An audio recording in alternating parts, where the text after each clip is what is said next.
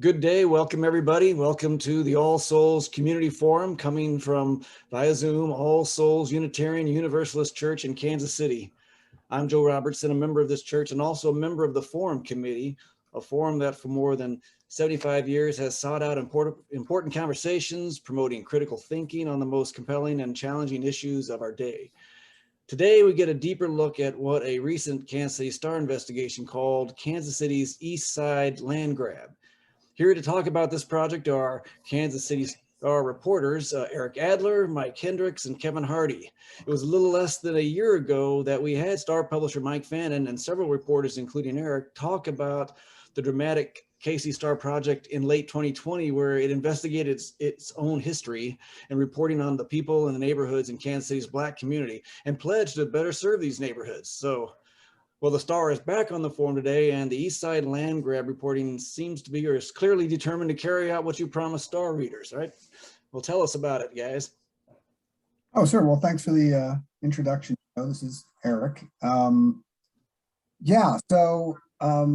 For those of you who did not read the series, we don't expect, you all, not everyone will be up to date on it. It was a multi-part series that we worked on over the course of a year, last year, that looked at Kansas City's East Side and made, I guess, multiple findings.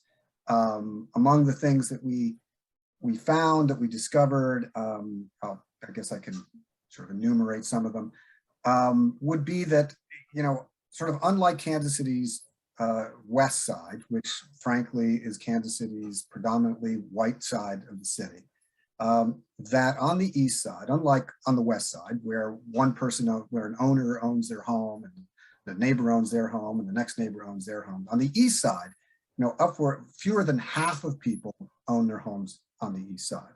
That the east side does not belong to the people that live there.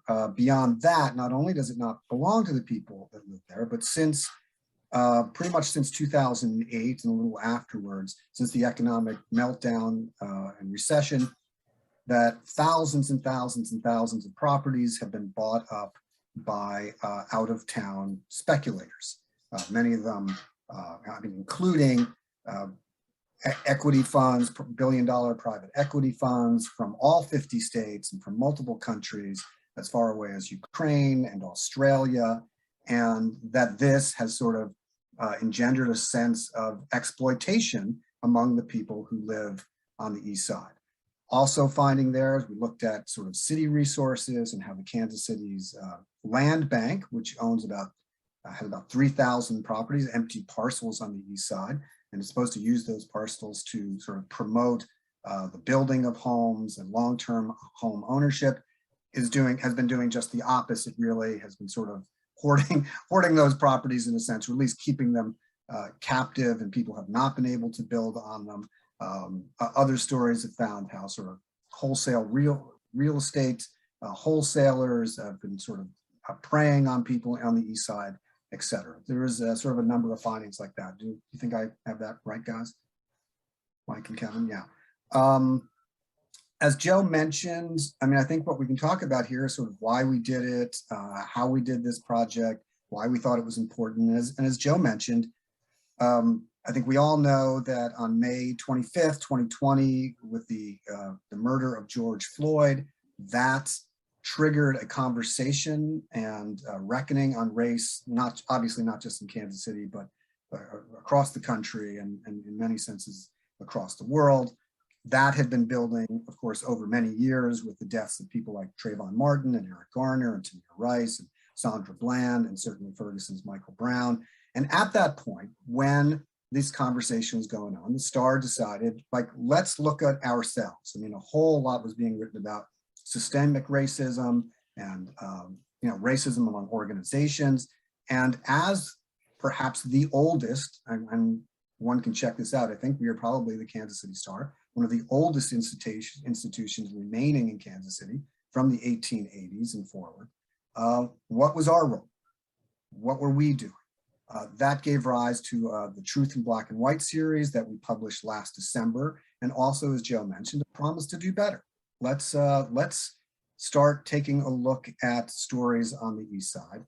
And at that point, we can go deep into the weeds on how we find our stories and you know, how we came up with this one. But essentially, you know, we decided, well, let's just sort of start hunting for stories in an area that has been bereft of stories. Now, I want to put a caveat on that. It's not like we never covered stories on the East Side. And there's many ways that reporters get stories and how we cover stories and the beats that we cover. You know, people can be given police beats and city hall beats and real estate beats, and sometimes they're very, you know, micro beats, like, oh, I cover schools, or someone covers schools in Johnson County, or even in a single little area. We decided to look at the East Side in an organic way. Like, let's just go there. What is the East Side all about? Who are the people who live there, et cetera? And we started sort of just talking to people and driving around, and I mean, and trying to sort of map the area, like as if you were going into a country that we have not gone into and should be going into. You know, who are the players? Who lives where? And what that did, and Mike and Kevin can sort of chime in here, but that led me personally into sort of a bit of a mapping mission. Mike Hendricks and I got in the car one afternoon and started driving around parts of the East Side, looking at parcels, looking at homes, looking at empty lots, looking at houses that had been abandoned and left forlorn. You know, just one neighborhood after another, and which is great, which gives you sort of a view of things on the East Side, what's going on. And some also really nice houses and people living wonderful lives, et cetera. But it doesn't tell you much. So at that point, we thought, well, let's take a look at this area. Let's map it. Let's, like, who lives where? Who owns what? Who owns the East Side? You know, when have properties been bought up? And that sort of led us into sort of just deep document searches, getting on Kansas City Parcel Viewer, which I recommend anybody to do, which is open public information, which gave us sort of the names and ownership of pretty much every property on the East Side. We started looking at Ivanhoe, neighborhood just east of Troost Avenue and sort of the mid-city. And it became really apparent there, right from the beginning, that unlike on the West Side, as soon as you started mapping who owns what, you found out, you know, it wasn't just like, you know, Mr. Jones lives next to Mr. Johnson, that lives next to, you know, Ms. Jenkins. It was this LLC out of Australia owns this property next to an LLC owned by a hedge fund in New York, next to another hedge fund, you know, that comes out of the Ukraine. Owned, you know, 5 properties are owned by some other realty group in our own area, maybe in Blue Springs or in Lee Summit, et cetera, et cetera, et cetera. And that really led us down the road that we came to. I don't know if you guys want to chime in here. Well, we kind of we started out not with the idea of finding out who owns the East Side. We started out with the idea that we would take a look at one neighborhood, Ivanhoe, one neighborhood, and use that as a vehicle to explore many different topics about ownership and about how City Hall provides services, etc. And we, quite frankly, we didn't know what we were going to do. And we started looking, but in profiling Ivanhoe, that's when we started looking at ownership. And that's where these patterns arose. It's also when I, in particular, started looking at the whole notion of how much property was owned by the city through the land bank and the homesteading authority. I had no idea what the homesteading authority was prior to this. It's just another arm of the city that manages vacant lots and city-owned houses and whatnot on the East Side. But and from there, I think our stories developed. Eric started making his maps by going onto the Parcel Viewer, which is a mapping system on the city's website, and he would print out piece by piece by piece and tape them all together. So it's very high tech. And then he had multiple magic marker colors so that he could create this map, which really showed, led us to our story, or his story anyway, and the one that he and Kevin did on ownership. Right. And yeah, I think yeah, go ahead, Kevin. Yeah. I was going to show some of these maps that we have here for people watching. You know, we took a look at Ivanhoe versus you know, like a neighbor in or neighborhood like in Waldo, and I don't know if you guys can see this map, but this idea of outside ownership is really the most visually stark thing I think about this series, is that we know a lot of things. Life is different for a lot of folks on the east side of Troost versus the west side of Troost, and crime and poverty and incomes, all those things sort of map out along the Troost divide. But I don't think that we expected to find home ownership to be such a, you know, defining element as well. So I thought these maps were just interesting and worth looking at. The red here shows, you know, outside ownership, and the blue shows local ownership, and you can just see these neighborhoods are really dominated by outside owners. Right. And the nature of those owners, I mean, it's, you know, so many of them were coming from outside even the Kansas City area. You know, like I said, I think in Ivanhoe alone, you can count at least 26 owners from at least 26 different states. There are at least 6 different countries represented there. I mean, I actually know where they are, but there's, you know, Ukraine, Australia, Great Britain, Canada. I'm trying to remember where else, but yeah, and those owners have properties. If this map was expanded, which we actually could have done, it would just gotten confusing for the paper. So we only did 2 of them here, but actually we did multiple, many different neighborhoods, pretty much all neighborhoods, frankly. And you would see this pattern both east side and west side. Where on the west side, it is a map of blue, meaning we own, you know, individuals own their homes. And on the east side, it is just red, meaning owners from elsewhere are owning the properties. And you know, why is that important? It's because when outside owners own your land, you are not the master of your own area. The buy-in in your neighborhood is not important. If half the people, and in some neighborhoods it's really upwards of 70-80% of people are renting in the neighborhood, and the ownerships are outside, what the neighbors say, the neighbors themselves say. It's like the people don't take care of the properties as well. You know, others would argue like, oh, well, isn't that great? Look at the east side, it's being invested in, and people are buying the homes and trying to fix up the homes. Well, many of the homes are not fixed up all that well. There's paint slapped on them, and then they're bought and sold they're bought for under, you know, prices that are sort of low market prices, and then some paint is slapped on and they're sold at higher market prices. You know, for those that are sold, oftentimes they're just rented. And, you know, I think people generally know that renters in general, it's not always a bad thing, but don't always, or at least the landlords of those properties aren't always taking care of the properties as well as they could. They're not as interested in the issues of the neighborhood or the issues of that, you know, the people in that neighborhood or the kids are watching things. It just becomes sort of a formula for, you know, lack of improvement, right?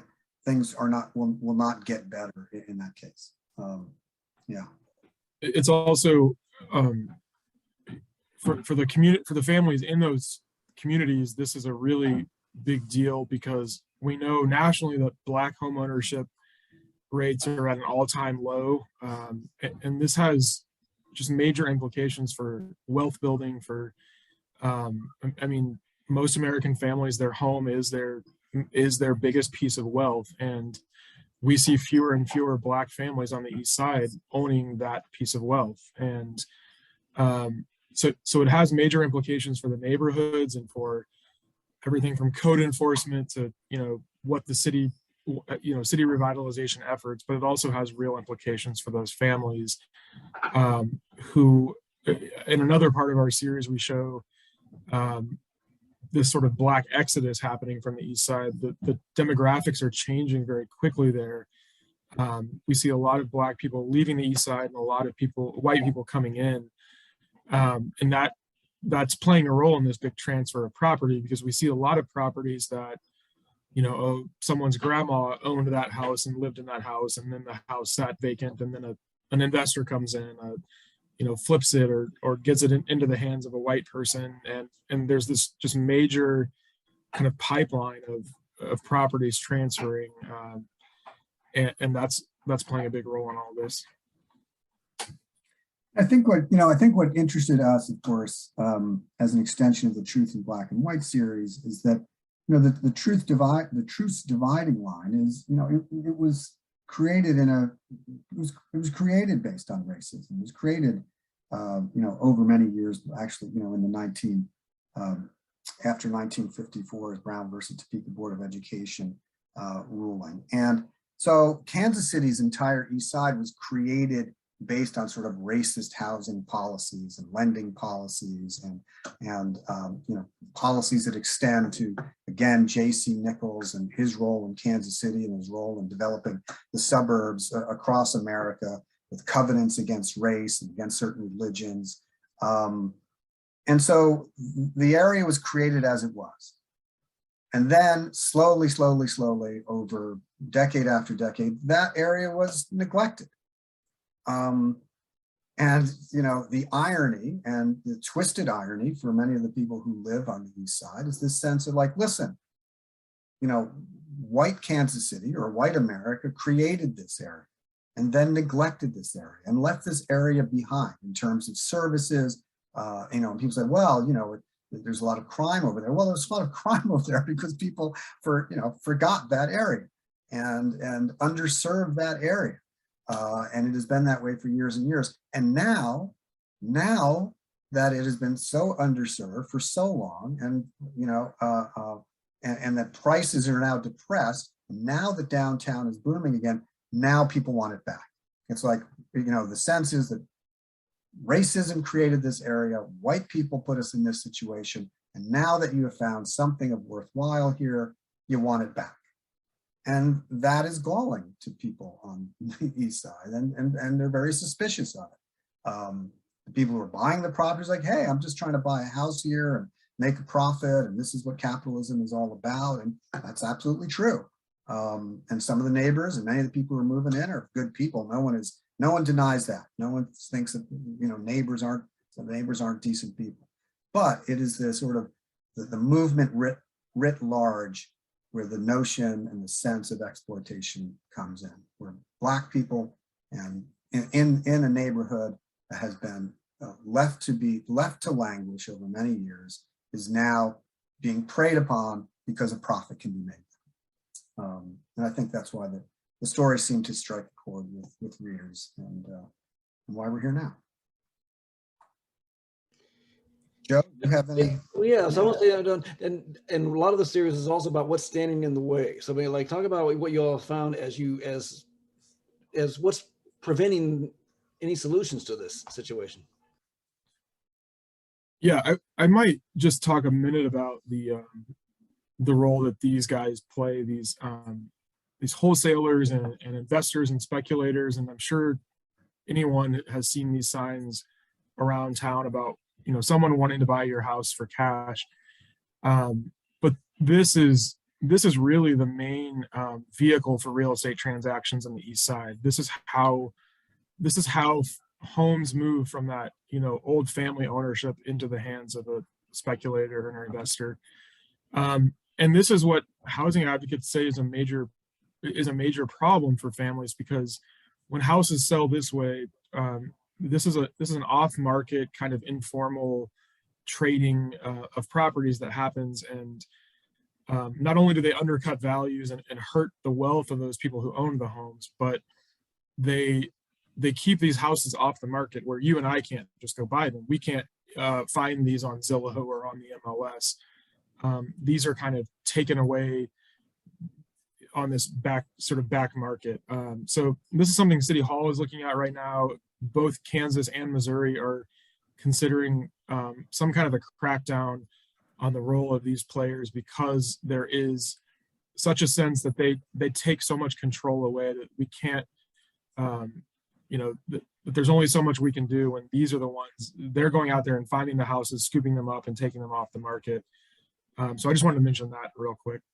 But Eric, can you explain sort of how those work, how that's different than typical transactions? Right. So this is not, your realtor representing you and putting your house on the market. This is someone knocking on your door, sending you a postcard, or you reading one of these signs. And what they say is, hey, I'll give you 50 grand cash for your house. We can close in 7 days. And I don't care how bad a shape it's in. I'll take it. And for a lot of families, that might seem like a good idea, especially if you think about the person who has inherited a home. Maybe someone lives in Dallas or Detroit now, but grandma's house in the east side of Kansas City is their obligation, and they get a cash offer, and that seems really enticing. But the interesting thing about these guys is that in most cases they're actually not buying your house. They are putting your house under contract, and they're going to go and they're going to try to sell that contract to another investor. So what that means is, you sign a contract with this We Buy Houses firm. They have 30 days essentially to go and find someone else to buy the contract, to buy it at a higher price than they offered you.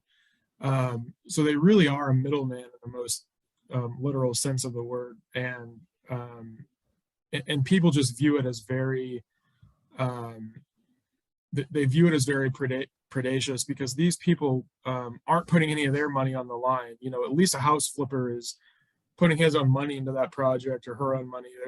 They're buying the paint and the lumber and all that. But these people really risk nothing while they go around and really work to transform these neighborhoods.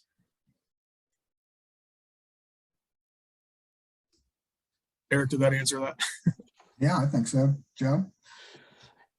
And Mike, talk about what's going on with the land bank some more. I mean, what has happened there? The land bank, for those who don't know, was created about a decade ago through the legislature.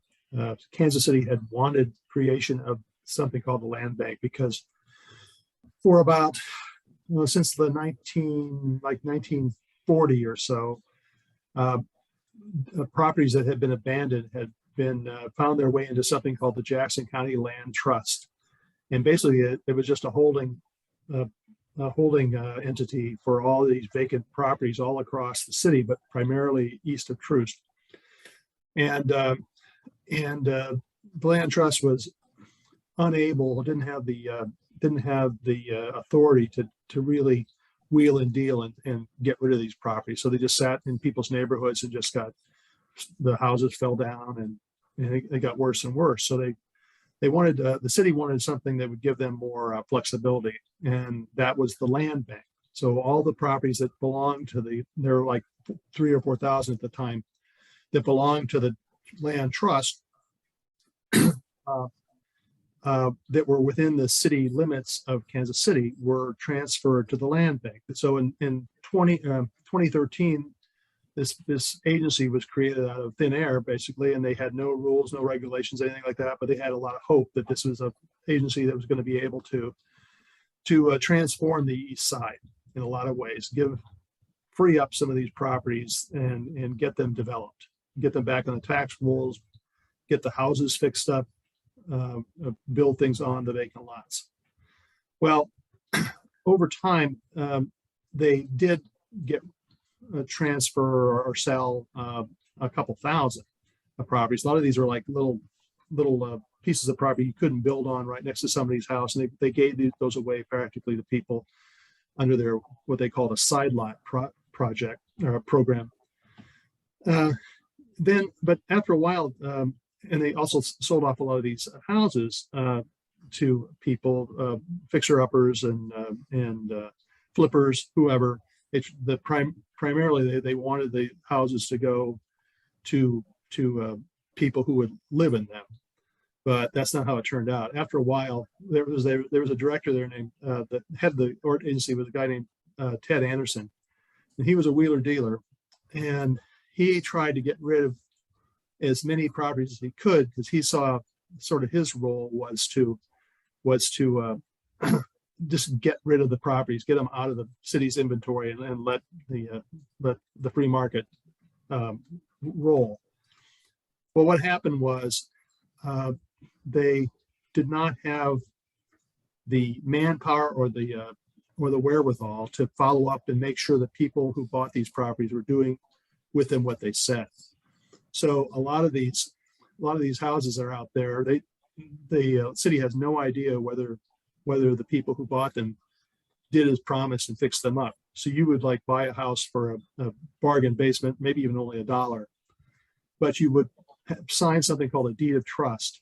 And in that deed of trust, you spell out, I'm going to spend $25,000 fixing the foundation, whatever.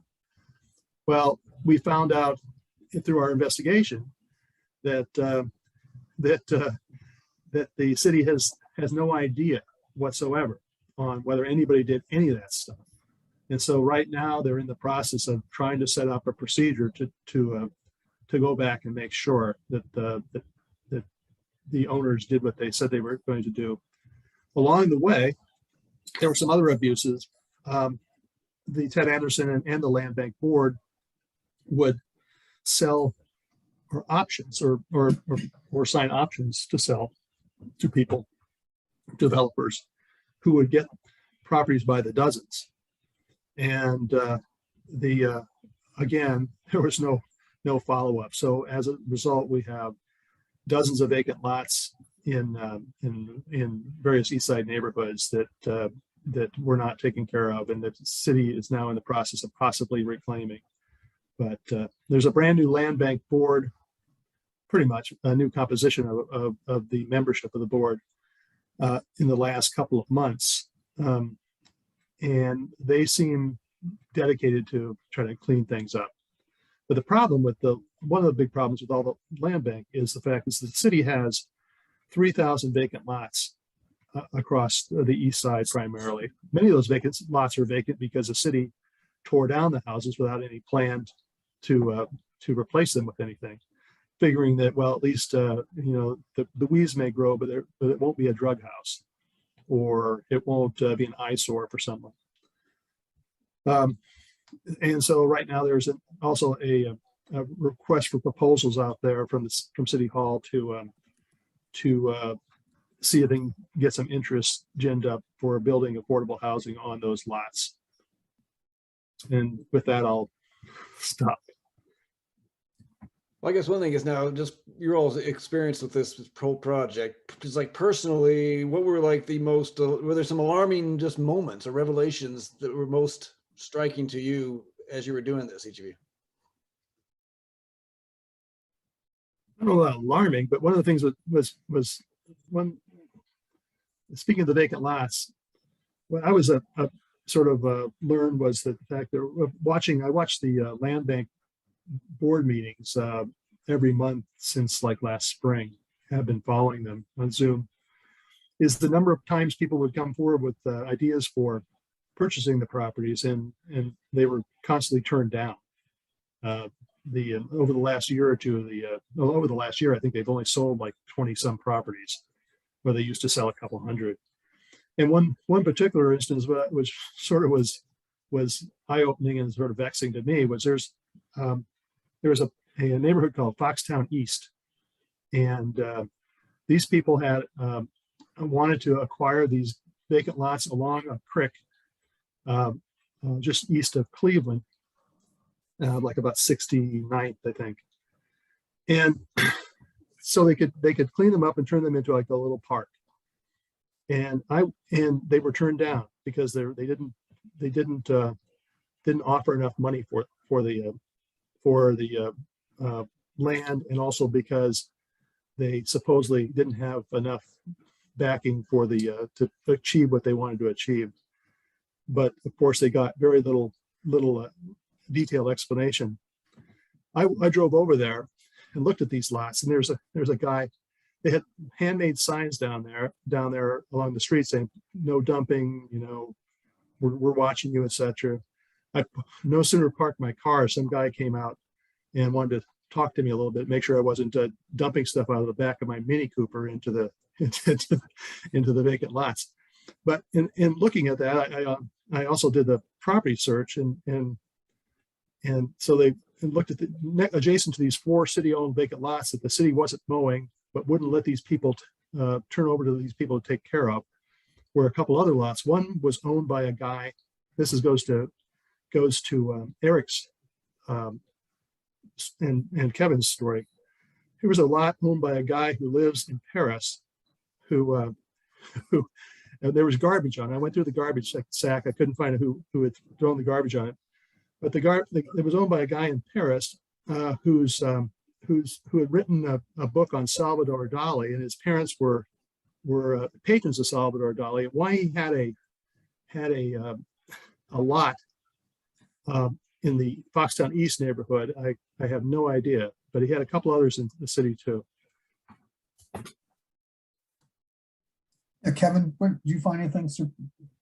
Yeah, I wouldn't say alarming, but I think surprising is right now it's kind of hard to characterize the East Side in a broad sense. There's so much going on. You have, excuse me, developers and whatnot are kind of moving further and further east.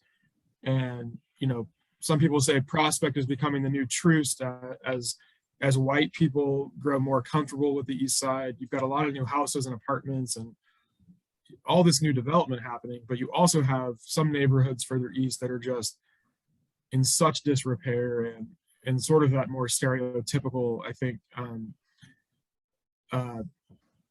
look at what the East Side is.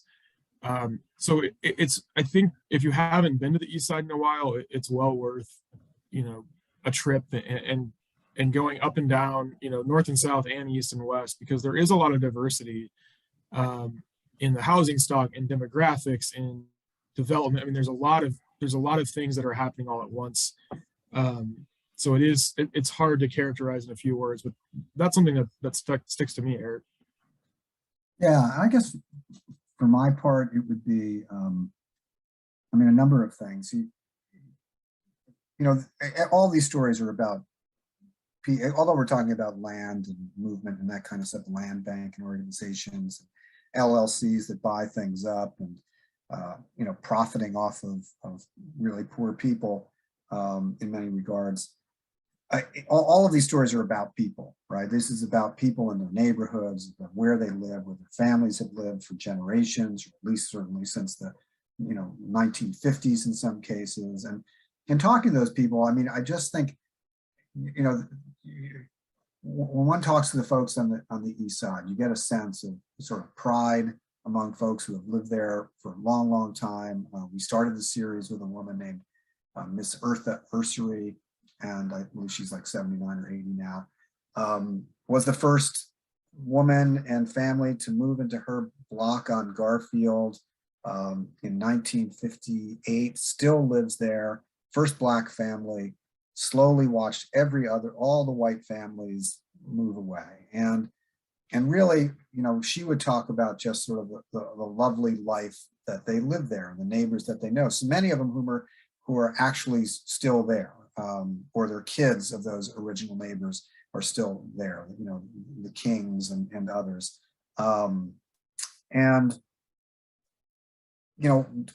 what they find is that, their neighbors again are some LLC, or, the demographics are changing, and sort of how much people care about the neighborhoods at one end, and yet, but also the inability they feel to do much about the world around them that has been theirs for so long, worlds that they care about, and that they have heard year after year after year, City Hall and politicians saying, "Hey, we're gonna help the East Side. We're gonna develop the East Side. We're gonna do this." And listen, that stuff is going on. Don't get me wrong. There's new police stations over there. There's new markets on the East Side.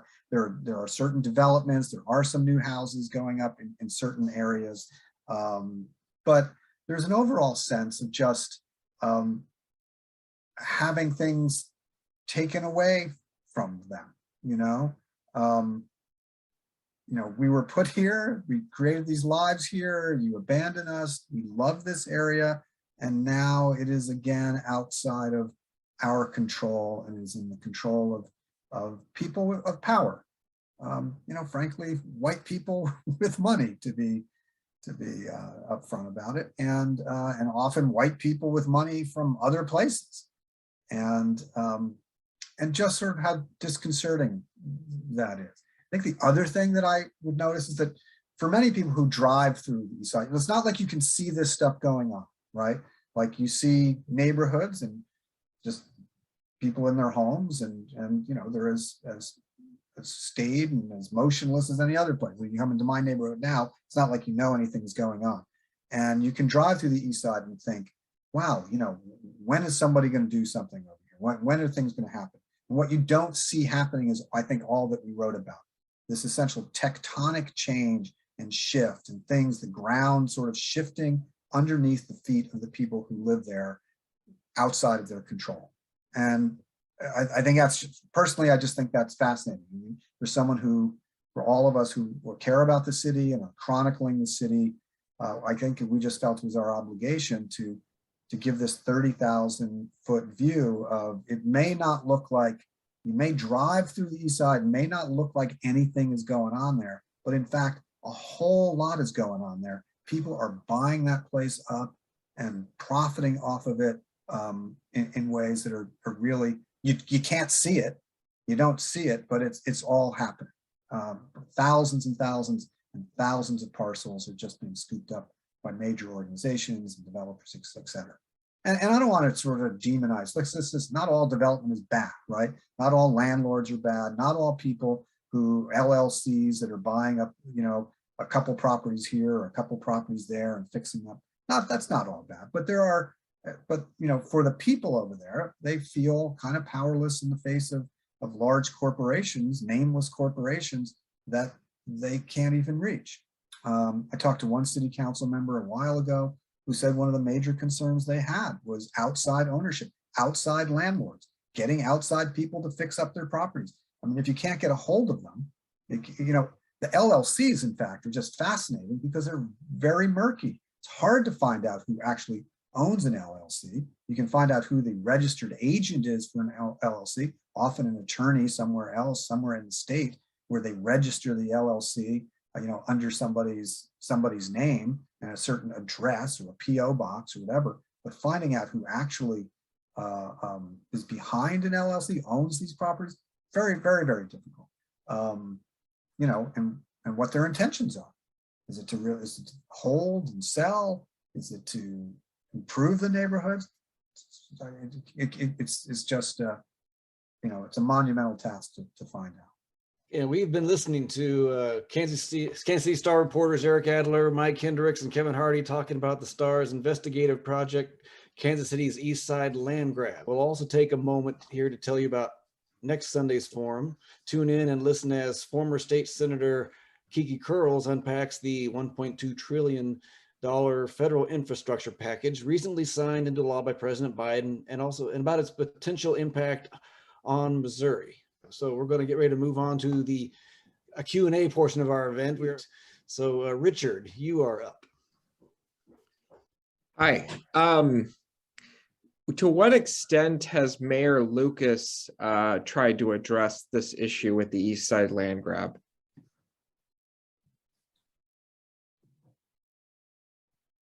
That's a good question. I think Mayor Lucas, again, and I can't speak to all the ins and outs of his policy. We should have Cortland Stark here, who is our City Hall reporter and also is a member of this team. Could probably speak more specifically to that. But in general, I know that the mayor has said that East Side revitalization is important to him, and he certainly has spoken a lot about trying to create long-term sort of ownership,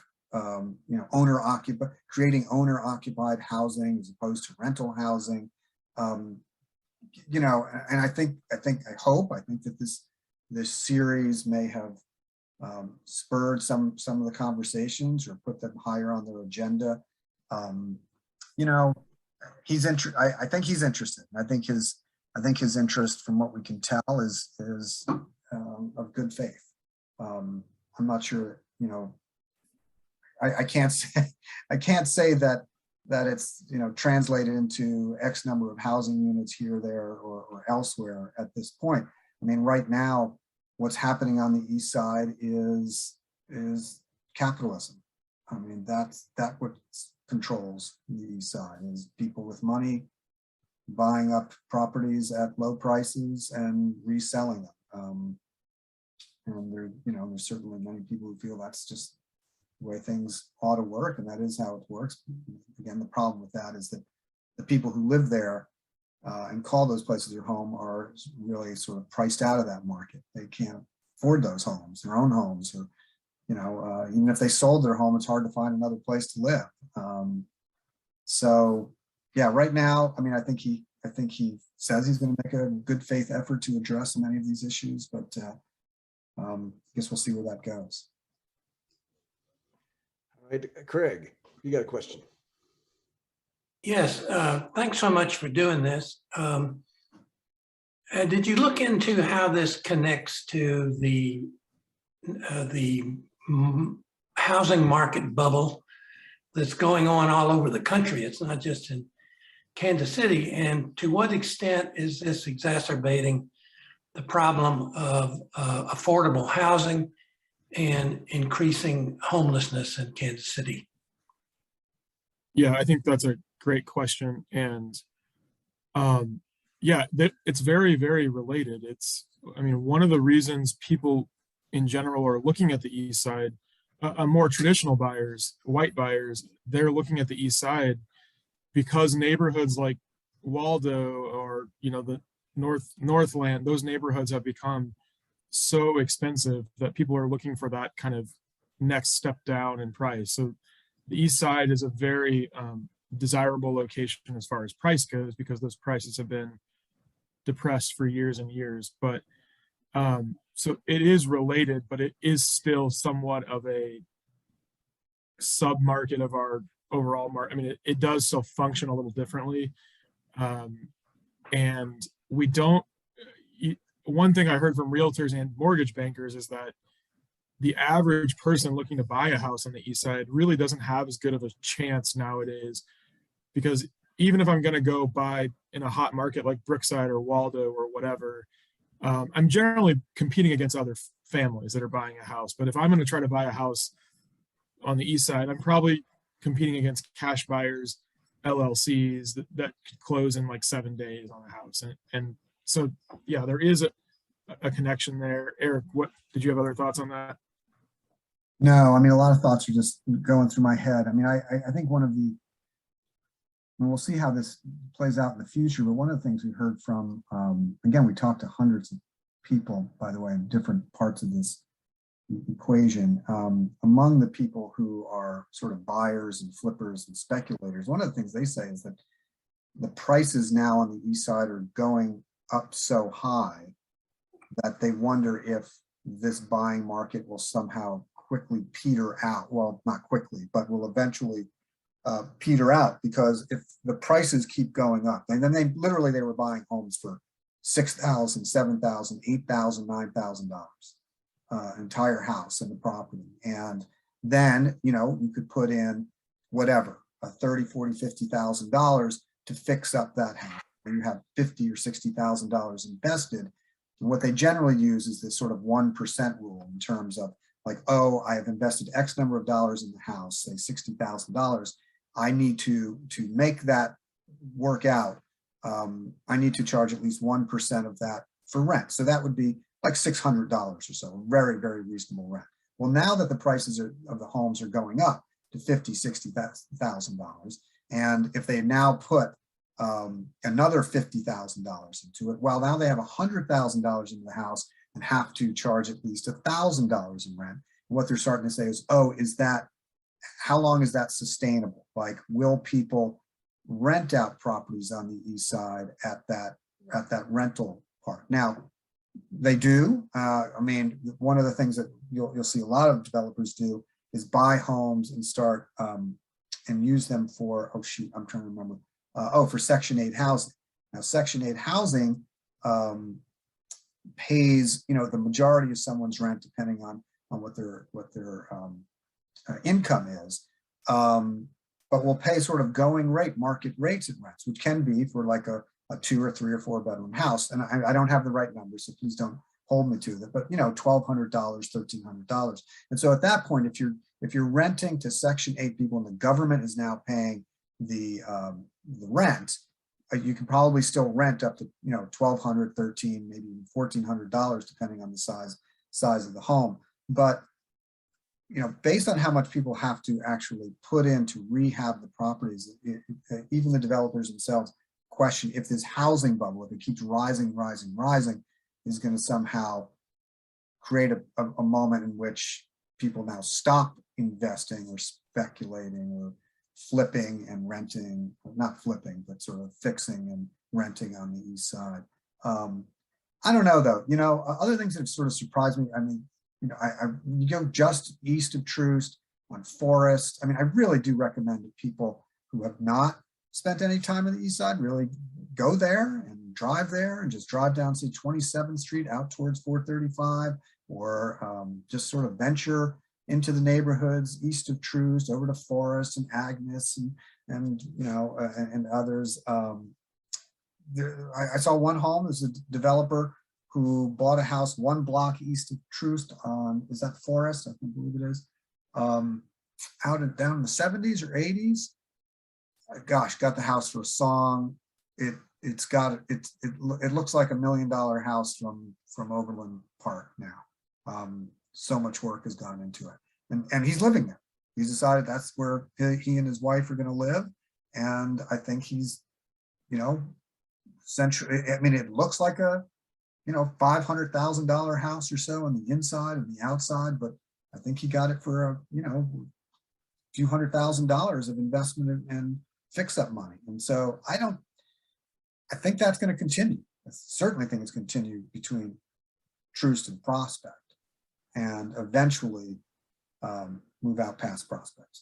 Gentrification, and to other people, some people see that as not a bad thing. I think a lot of people in those neighborhoods see it as a word that means that they are excluded. You certainly fix up areas. I mean, you look at Beacon Hill and how that's developed over the years, and where houses are now going for $500,000, $600,000, $700,000, and people say, "Isn't that great?" Well, to other people in the Beacon Hill area, there's like saying, like, "Wow, I just don't even belong here anymore. This used to be my neighborhood, and it's no longer my neighborhood." And I just think that point of view is important to capture, in that movement. Yeah, Michael has a question. Yeah, I wanted to ask about the role of neighborhood organizations and community development corporations. For example, in Ivanhoe, if I remember right, Margaret May ran the organization, and both organizations, the Neighborhood Council and the Community Development, and she was able to get a large chunk of houses from the land bank, and they developed a plan to do all the good things that people would think needed to be done. So my question is, did that experiment fail, or did that put Ivanhoe in a better position than some of the other neighborhoods? Ivanhoe is perhaps the most well-organized neighborhood on the east side. They have paid staff, and they have a person who's dedicated specifically to developing that real estate. So yeah, I mean, they are a model. In fact, that's why initially we were going to look at Ivanhoe. Because Ivanhoe is sort of like in the center of a number of improvement zones, if you will. The Chamber of Commerce came out with something called the Urban Neighborhood Initiative about 10 years ago, and so Ivanhoe's in that. It also was in the Green Impact Zone, if you recall, back in like 2009. And It's in the Central City Economic Development, the sales tax area. So anyway, Ivanhoe has many benefits and is well organized, and a lot has gone on in Ivanhoe. There's a lot more to be done. You'll note that much of the good things, if you want to call it that, have happened on the west side of Bruce Watkins. There's a lot more to be done there. But there's even more to be done on the east side of Bruce Watkins. Coincidentally, I mean, that is one of the things that we talked about, redlining and all the disinvestment that's gone on in the city. One of the things that really harmed Ivanhoe, perhaps more than almost any other neighborhood, is the fact that the highway went through there and split the neighborhood almost in two. And much of the land sat vacant for a couple of decades. And so anyway, Ivanhoe has also gotten a number of some benefits from the Nutter has provided some money. In fact, there are community centers that called the Nutter Center. And so yes, the short answer, the short answer to my long answer is that a lot of stuff has gone on in Ivanhoe. Yeah, I was going to just jump on there because you mentioned community development corporations, which a lot of folks probably are not familiar with those, but the biggest example is Community Builders of Kansas City, which has done a lot of work in Ivanhoe and other East Side neighborhoods. And I think those organizations are really worth spotlighting. They do a lot in bringing retail, housing, office space to the East Side, but like neighborhood associations, like nonprofits, they're very under-resourced, and they have their position is we could do a hell of a lot more if we had more support from the community. But they do a lot as it is. Hey, hi, Brad. Brad's got a question. Hi, Joe. Good to see you. Yeah, I have a question that's specific to these people that send out cash offers for the homes.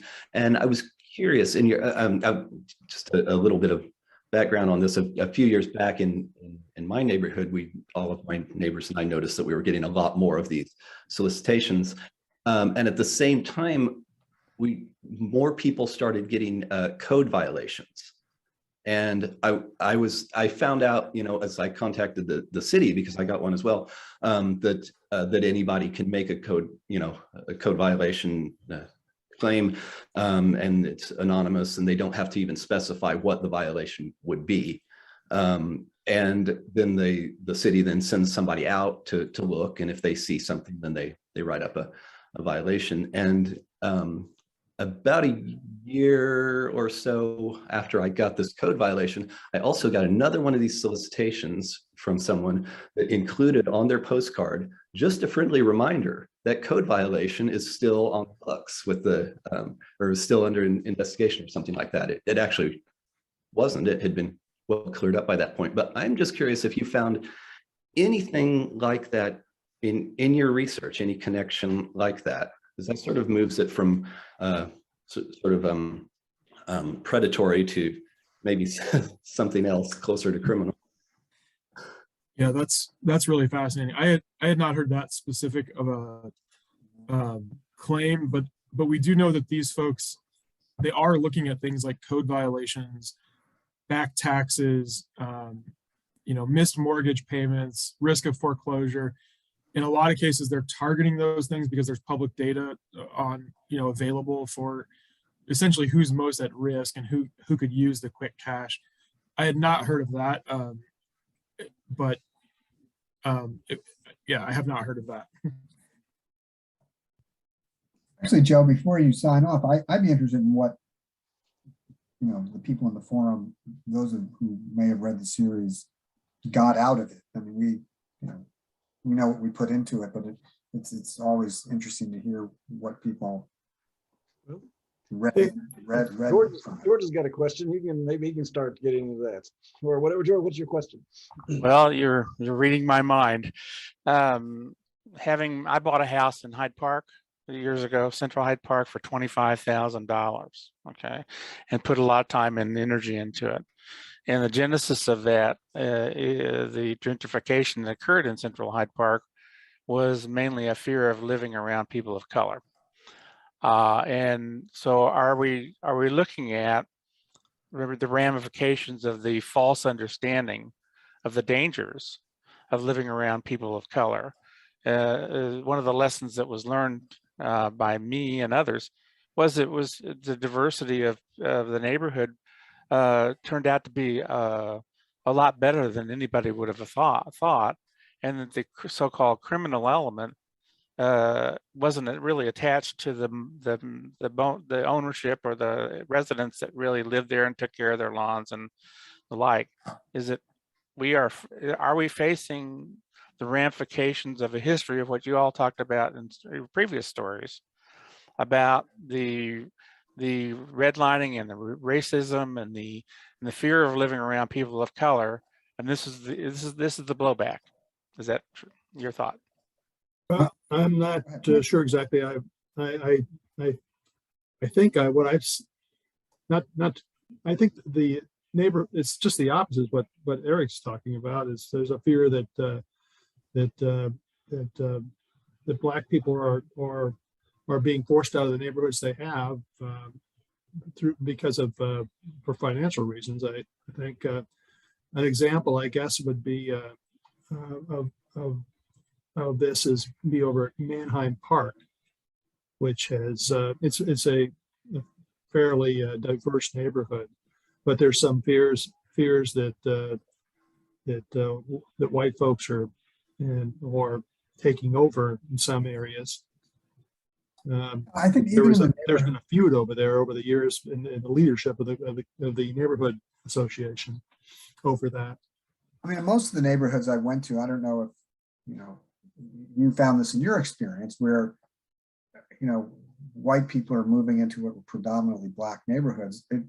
There's no kind of tension between the neighbors in those situations. I mean, people who choose to move into what are predominantly Black neighborhoods, typically are doing so in a good faith kind of way. And in the neighborhoods that I certainly, people I spoke to in the many neighborhoods we entered, they were like, neighbors are good. It's not, nobody has any problem with the people moving in or coming into the gentrified homes, like so-and-so, I mean, I stood with one woman on her porch. She's like, oh, that's a white family and that's a white family. And there's white people over there. And there's white people in there. There's no trouble with the neighbors. In fact, great thoughts about many of the people who moved in.